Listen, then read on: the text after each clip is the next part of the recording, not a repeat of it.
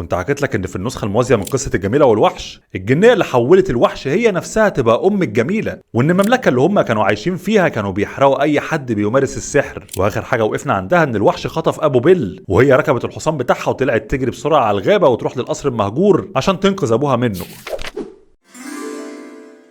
بعد ما وصلت بيل للقصر ودخلت جوه طلع فجأة الوحش قدامها. هي لما شافته اترعبت من منظره وشافت ابوها مرمي جوه قدامها في الزنزانه فترجته ان هو يطلعه، ولكن الوحش رفض. قال لها ده تعدى على ممتلكاتي. قالت له طب بص سيب ابويا يمشي، ده راجل كبير في السن وخدني انا مكانه. وفعلا الوحش بيرضى بالصفقه ديت وبيسيب ابوها يمشي وهي تفضل مكانه. ولما بتيجي تدخل الزنزانه هو بيطلعها من جوه وبيقول لها لا انت مش مسجونه، انت ضيفه هنا في القصر، وبيديها اوضه عشان تبات فيها، وبيقول لها مسموح تروحي لاي حته في القصر ما عدا مكان واحد بس اللي هو الجناح الغربي. فلما بيجي الليل عليها هي بتقعد تفكر والفضول بياخدها عشان تعرف ايه اللي موجود في الجناح الغربي. في البدايه فكرت ان هو ممكن يكون حابس حد تاني موجود هناك، ولما بتروح عند الجناح الغربي فعلا بتخش بتلاقي اوضه مكسره من كل حاجه، وبتشوف صوره واحد متعلقه على الحيطه وبتحس انها شافته قبل كده لكن مش فاكره فين. وفي ترابيزه قدامها بتلاقي عليها ورده ومحطوطه جوه غلاف زجاجي، ولما بتقرب وبتلمس الورده دي بايديها بتشوف رؤيه غريبه جدا. بتشوف ست عجوزه ماسكه الورده وبتديها للامير، وبعدها العجوز دي بتتحول لواحده جميله وبترمي لعنه على الامير وبتحوله للوحش. وهنا فهمت بقى ان الامير هو نفسه الوحش، ولكن كان الغريب بالنسبه لها ان الست اللي هي شافتها دي كانت شبه امها، ولكن للاسف هي ما قدرتش انها تفتكر شكل امها بسبب ان امها مشيت زمان وهي لسه طفله صغيره. بعدين الرؤيه بتكمل وبتشوف نفسها موجوده في مكان مرعب شبه المستشفى ولكنه مهجور وعماله تسمع فيه صوت صرخات. والرؤيه بعدها بتخلص وهي بترجع على اوضتها، ولما بتصحى الصبح بتروح للوحش وبتحكي له اللي حصل معاها والرؤيه اللي هي شافتها. فالوحش في وقتها كان مستغرب. اول حاجه كان مستغرب منها هو ازاي الساحره اللي هي لعنته